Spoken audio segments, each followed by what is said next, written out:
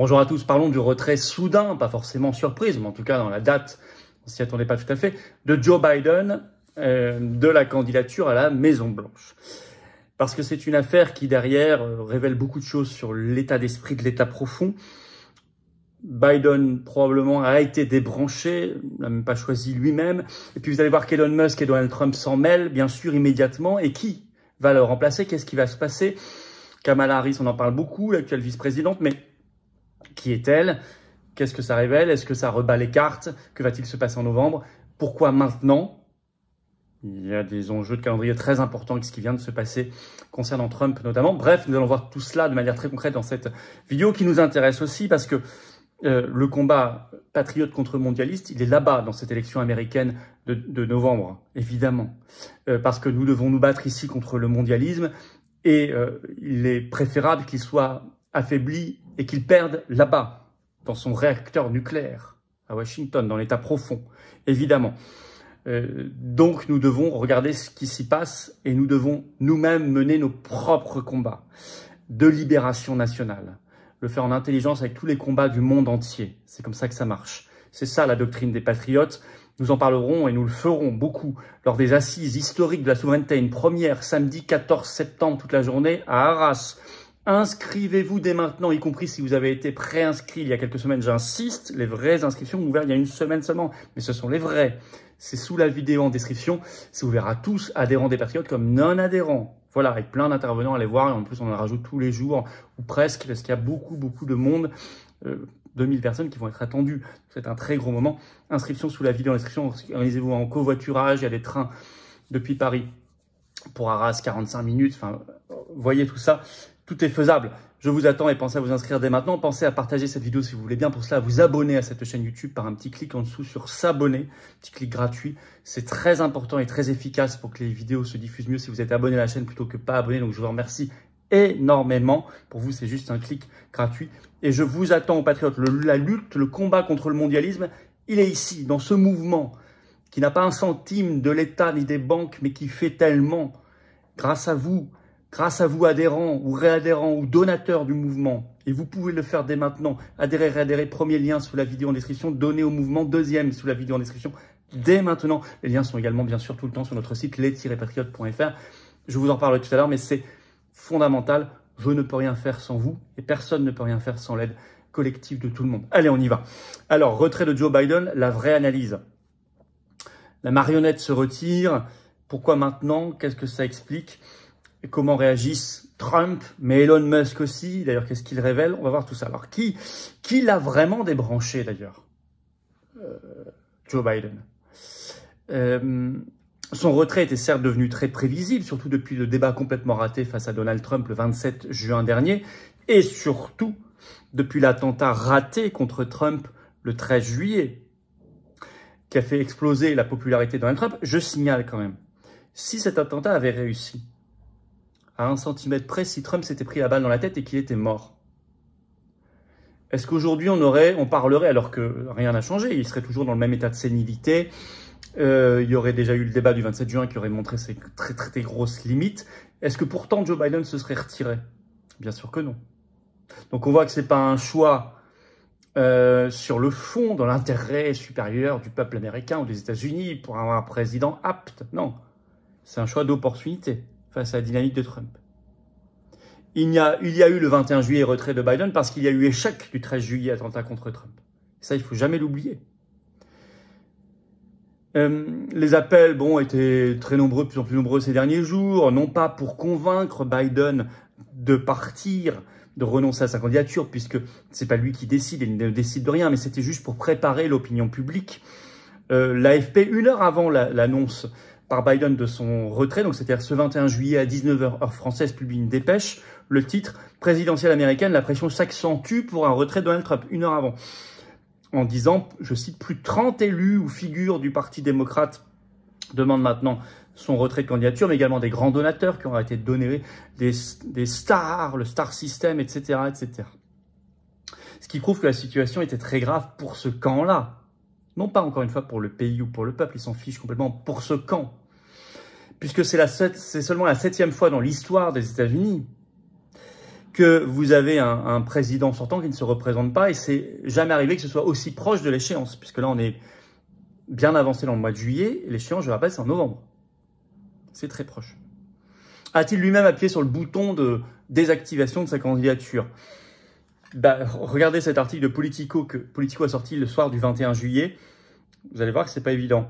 Je cite, « L'annonce de Biden a stupéfait la Maison-Blanche et ses collaborateurs de campagne qui, jusqu'à cet après-midi, insistaient sur le fait qu'il resterait dans la course. Nous le découvrons tous par tweet, a déclaré un démocrate. Aucun de nous ne comprend ce qui se passe. » C'est d'ailleurs un gros succès pour le réseau d'Elon Musk puisque Biden a fait effectivement sa première déclaration par un tweet sur X. Il l'avait même pas dit manifestement à ses plus proches collaborateurs à la Maison-Blanche qui ont découvert. Est-ce que c'est vraiment lui qui a écrit le tweet, qui a écrit le communiqué de retrait de candidature? C'est une question qu'eux-mêmes se posent. C'est dans Politico tout ça. Alors qu'il y avait eu des votes. Certains ne sont pas contents là-bas parce que ça a été validé par des votes internes du Parti démocrate, sa candidature. Libération l'avait rappelé le lendemain du débat, le 28 juin dernier. Je vais citer, tous les États et territoires américains ont déjà organisé leurs primaires et caucus. Le président Biden a remporté la quasi-totalité des quelques 4000 délégués en jeu, bien plus que les 1976 nécessaires pour être officiellement investi lors de la convention du Parti démocrate qui aura lieu le 19 août. Oui, ça va contre des votes internes tout ça, ce retrait de candidature. Alors, ils vont remplacer cette marionnette par une autre marionnette dont ils estiment qu'elle a maintenant plus de chances de l'emporter face à Trump. Cette analyse a été très très bien faite par un tweet sur son compte X dès le 21 juillet au soir par Elon Musk lui-même, propriétaire de X. Je vais vous lire ce qu'il a écrit. C'est très important. Il y a deux grosses informations. 1. J'ai appris la semaine dernière que Biden démissionnerait à 7 heures et date exacte. C'était une connaissance largement répandue, une information largement répandue à Washington DC. Les véritables pouvoirs, ajoute-t-il, en place abandonnent la vieille marionnette en faveur d'une autre marionnette qui a plus de chances de tromper le public. Il ajoute enfin, ils craignent Trump parce qu'il n'est pas une marionnette. Donc là, il dit, tout Washington connaissait le jour et l'heure, donc c'est pas Biden qui a décidé lui-même, et il remplace une vieille marionnette par une autre. Et ils ont peur de Trump parce que lui est un homme libre. Alors qu'est-ce qu'ils espèrent par ce retrait passé? Ça faisait des semaines et des semaines que toute l'actualité était sur Trump, le projecteur sur Trump. Il avait réussi son débat, il avait gagné largement face à Biden, puis cet attentat raté. Là, ils veulent un coup de publicité et de l'argent par les donateurs. Alors l'argent par les donateurs, ça a plutôt marché puisque le compte a été fait ce 22 juillet. Ils ont déjà reçu depuis le retrait de candidature de Biden.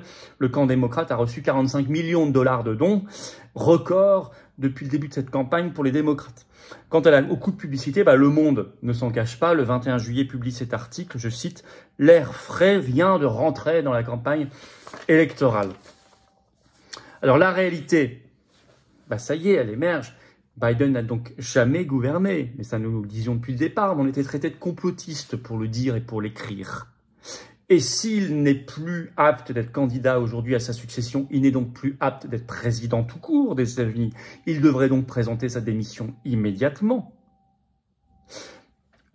En fait, c'était l'État profond qui gouvernait, bien sûr. Voyons ce tweet que nous venons de lire d'Elon Musk sur la marionnette. Il y a donc eu une grande dissimulation de faire croire que tout allait bien pour Biden, qu'il était en parfaite maîtrise de lui-même. Bien sûr que non. D'ailleurs, la première qui a dissimulé tout ça, c'est celle qui travaille le plus avec lui, sa vice-présidente, Kamala Harris, on va en reparler. Mais déjà, celui qui fait le ticket avec Trump, J.D. Vance, qui serait son vice-président, a mis dans un tweet le 21 juillet qu'il demandait sa démission. Je vais citer ce tweet. « Si Biden met fin à sa campagne pour la réélection, comment peut-il justifier de rester président ?» écrit-il.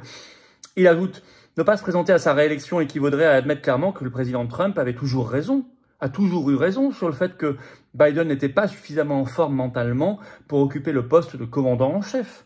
Il n'y a pas de juste milieu, donc il doit démissionner. Alors quand nous on le disait que c'est pas lui qui gouvernait, qu'il était dans un état de délabrement personnel avancé, mental, etc., le système nous tombait dessus. Je vais vous citer un tweet qui est toujours en ligne sur son compte X, qui date du 2 juin 2023, de Renaud Pila, qui est journaliste à LCI, mais c'est un représentant parmi d'autres. Il écrivait ceci. « À ceux qui se moquent de la chute de Biden, un vieillard, une énième chute dans un escalier. Il se trouve qu'il est le président américain le plus impressionnant en réunion depuis longtemps, selon les diplomates français qui l'ont croisé, un cador. » Voilà, c'était ça la réaction typique du système. Et nous, on était des complotistes, etc. Quand on disait c'est pas lui qui gouverne, c'est pas possible. Ça. Bon. Voilà, on avait encore une fois raison. Alors la suite, Kamala Harris, on va en parler. C'est pas fait, hein. Mais bon, le 24 juillet, le parti démocrate se réunira pour fixer la date et la manière dont il choisira son nouveau candidat. Ils ont annoncé ça, ce sera le 24 juillet, on suivra ça, c'est dans très bientôt. C'est dans très peu de temps, c'est très bientôt. Kamala Harris, vice-présidente actuelle de Biden, tient la corde. CNN révèle ce 22 juillet que, je cite, que plus de 500 soutiens, elle a déjà plus de 500 soutiens parmi les délégués démocrates en sa faveur, sur 3936 délégués. Et il en faut plus de la moitié. Elle a déjà 500. Ils se réuniront à partir du 19 août pour la convention démocrate. Ça, c'était prévu. Mais ça devait être Biden. Alors, Kamala Harris a annoncé elle-même qu'elle était candidate pour être candidate. Elle a reçu immédiatement dans la foulée de hier soir le soutien de Joe Biden. Elle a reçu le soutien de Bill et Hillary Clinton. Elle a reçu le soutien du gouverneur de Californie démocrate Gavin Newsom, alors qu'il était pressenti pour être un des candidats, mais il a tout de suite dit qu'il soutenait Kamala Harris. Elle a reçu le soutien d'un autre pressenti, c'est le ministre des Transports américain. Mais, donc de beaucoup de délégués démocrates déjà, mais pas le maire de New York, Eric Adams, qui est influent chez les démocrates, qui a été explicitement interrogé par les médias et qui a refusé de répondre. Et surtout, elle n'a pas reçu le soutien des Obama, qui a pourtant fait un communiqué pour saluer la décision de Biden, mais qui a dit maintenant, les jeux sont ouverts, le Parti démocrate devra choisir un candidat. Il n'a jamais mentionné Kamala Harris, c'est un signe. Obama est très influent. Alors, aujourd'hui, elle tire la corde, elle a quand même beaucoup de soutien. À la limite, ce serait bien que ce soit elle, elle est nulle. Elle est nulle. Figurez-vous qu'elle a aujourd'hui une popularité inférieure à Joe Biden, c'est dire. Hein. Pourquoi? Parce qu'elle apparaît comme très nuageuse, écrit Le Monde, quand elle parle. C'est très vaporeux, ça veut rien dire. Elle est issue, alors on nous dit que c'est une femme racisée. Bon, bah ça c'est une vision tribale des choses. Il faut regarder c'est ce qu'elle pense et quels sont ses liens d'intérêt. Et ce qu'elle ferait vraiment. Et avec qui? C'est ça qui compte en politique. Le reste, j'entendais ce matin sur France Info, ou plutôt BFM TV, pardon, ou RMC, Sandrine Rousseau dire ça serait super, elle ou Michelle Obama d'ailleurs, a-t-elle dit, car ce sont des femmes racisées. Mais ça, c'est une vision, on est vraiment dans le plus bas du plus bas de la politique, là. Qu'est-ce que ça veut dire? C'est une grande bourgeoise californienne, Kamala Harris. Il faut regarder ce qu'elle veut faire, de qui elle s'entoure, quels sont ses réseaux d'intérêt, ses liens d'intérêt. Il n'y a que ça qui compte. C'est ça qui comptera pour la vie des Américains et la vie du monde. Elle était donnée notamment en charge du dossier de l'immigration et des frontières par Joe Biden. Ça a été une catastrophe. On a vu le résultat. C'est une égérie wokiste. Encore bien plus que Biden. Hein. Il faut voir cette scène qui est beaucoup rappelée et remise en ligne, qui date du 26 juillet 2022 où elle était à une réunion. Et on la voit filmer et elle dit, alors c'est elle qui dit, je cite, « Je suis Kamala Harris. Mes pronoms sont elle et elle. » C'est-à-dire en anglais, she et her. Et je suis une femme assise à table portant un costume bleu. Donc là, on est vraiment, si vous voulez, elle dit comme ça, comme un robot. Donc là, on est vraiment dans le wokisme le plus élaboré.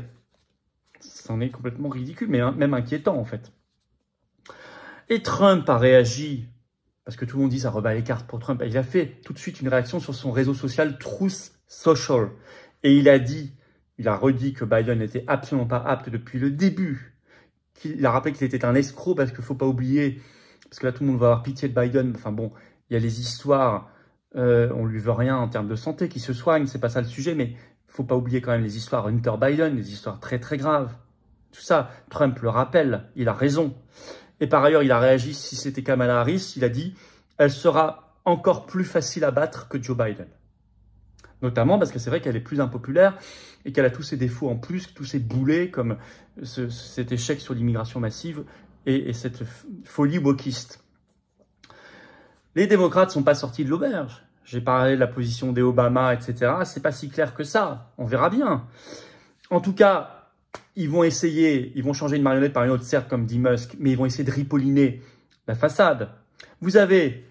Wall Street Journal l'a noté ce 22 juillet. Vous avez déjà George et son fils Alex Soros qui ont apporté leur soutien officiel à Kamala Harris. Donc on voit que tout l'État profond va être derrière et va essayer de repeindre la façade, de la ripolliner.